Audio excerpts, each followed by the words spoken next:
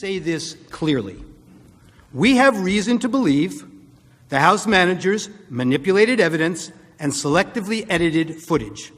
If they did, and this were a court of law, they would face sanctions from the judge. I don't raise this issue lightly. Rather, it is a product of what we have found in just the limited time we have had since we first saw the evidence here with you this week. We have reason to believe that the House managers created false representations of tweets, and the lack of due process means there was no opportunity to review or verify the accuracy. Consider these facts. The House managers, proud of their work on this snap impeachment, staged numerous photo shoots of their preparations.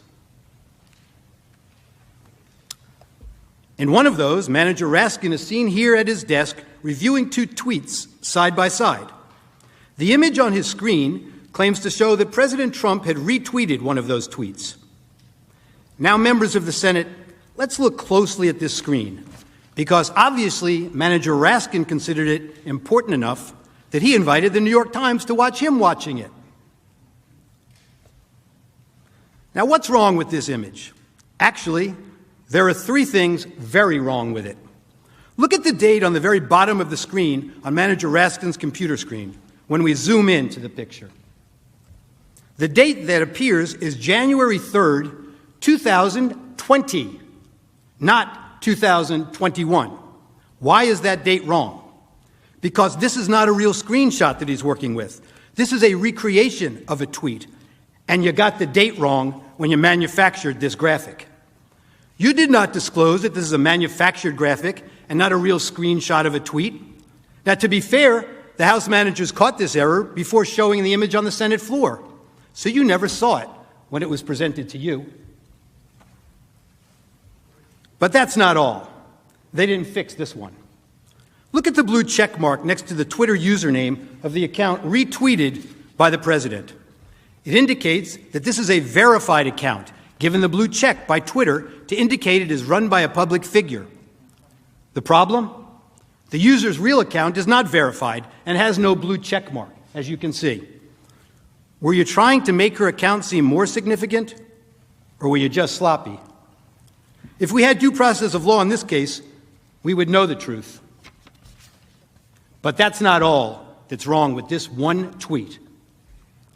House Manager Swalwell showed you this tweet this week, and he emphasized that this tweet reflected a call to arms.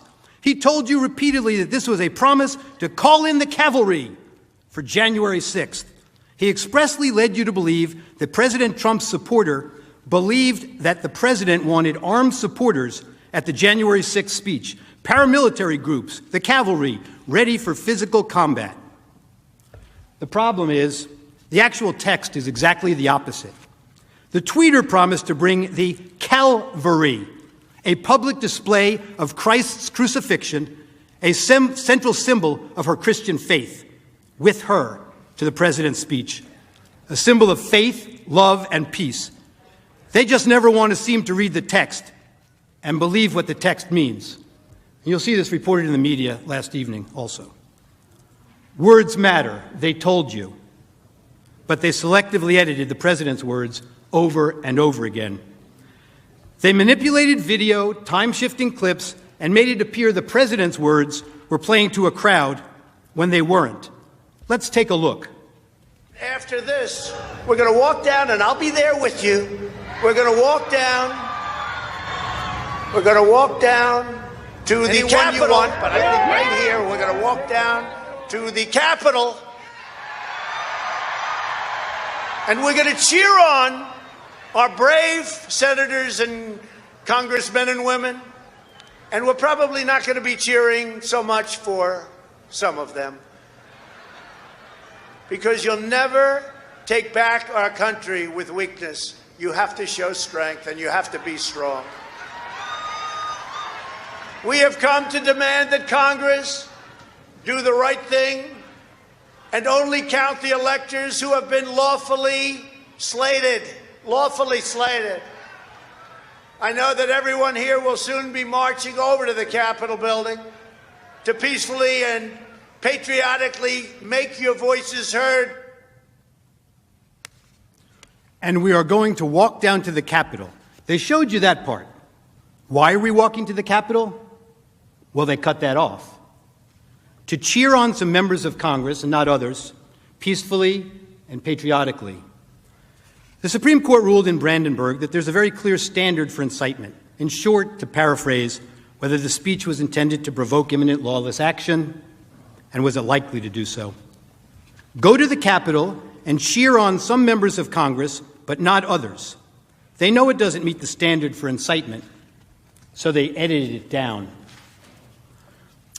We heard a lot this week about fight like hell, but they cut off the video before they showed you the president's optimistic, patriotic words that followed immediately after. We fight like hell, and if you don't fight like hell, you're not going to have a country anymore. Our exciting adventures and boldest endeavors have not yet begun. My fellow Americans, for our movement, for our children, and for our beloved country, and I say this despite all that's happened, the best is yet to come.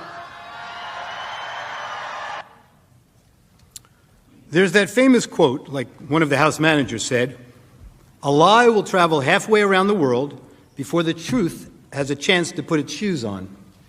Well, this lie traveled around the world a few times, made its way into the Biden campaign talking points, and ended up on the Senate floor. The Charlottesville lie. Very fine people on both sides, except that isn't all he said. And they knew it then, and they know it now. Watch this. But you also had people that were very fine people on both sides. You had people in that group, excuse me, I saw the same pictures as you did.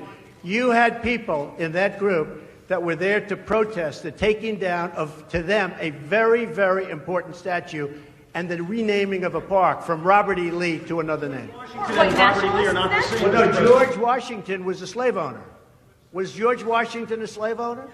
So will George Washington now lose his status? Are we going to take down, are we going to take down statues to George Washington?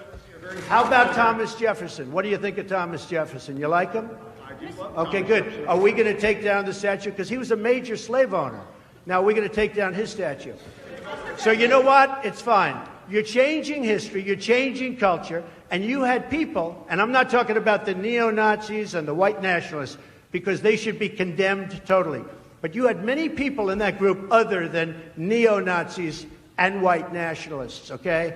And the press has treated them absolutely unfairly. Now, in the other group also, you had some fine people, but you also had troublemakers, and you see them come with the black outfits and with the helmets and with the baseball bats.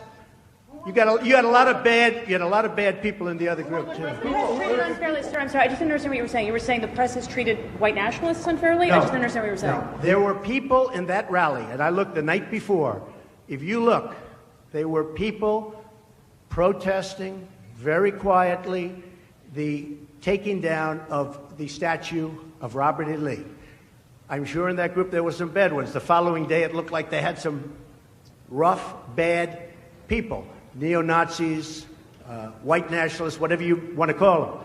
But you had a lot of people in that group that were there to innocently protest, and very legally protest, because, you know, I don't know if you know, they had a permit. The other group didn't have a permit. So I only tell you this. There are two sides to a story.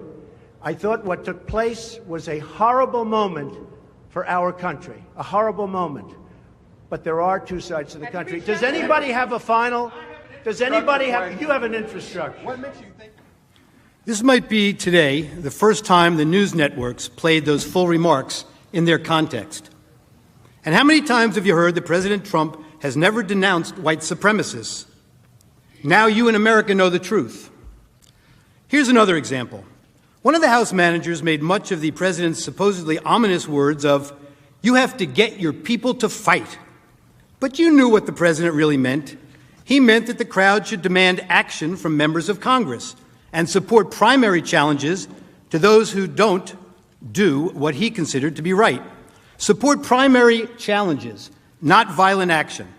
I know what he meant because I watched the full video, and so did the House managers, but they manipulated his words. You will see where they stopped it, and to give it a very different meaning from the meaning it has in full context. Let's watch. You have to get your people to fight. He told them. You have to get your people to fight. And if they don't fight, we have to primary the hell out of the ones that don't fight.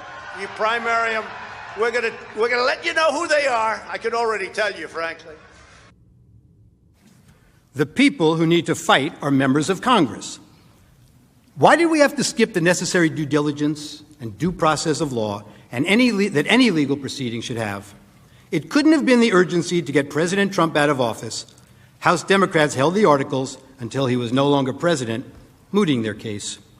Hatred, animosity, division, political gain, and let's face it, for House Democrats, President Trump is the best enemy to attack. Raskin objected to the certification of President Trump's victory 4 years ago, along with many of his colleagues.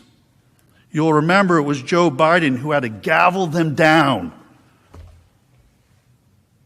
I have an objection because 10 of the 29 electoral votes cast by Florida were cast by electors not lawfully certified. I object to the votes from the state of Wisconsin, which should not be legally certified. No debate. Mr. President, I object to the certificate from the state of Georgia on the grounds that the electoral votes were not. No debate. There's no debate. And I object to the certificate from the state of North Carolina. I object to the 15 votes from the state of North Carolina.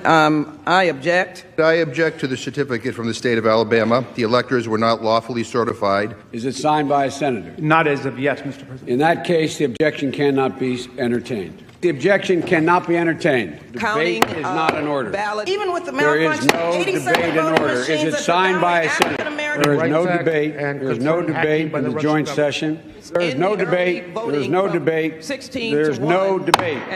Please come to order. The objection cannot be received. Section 18, Title 3 of the United States Code prohibits debate in the joint session. I do not wish to debate.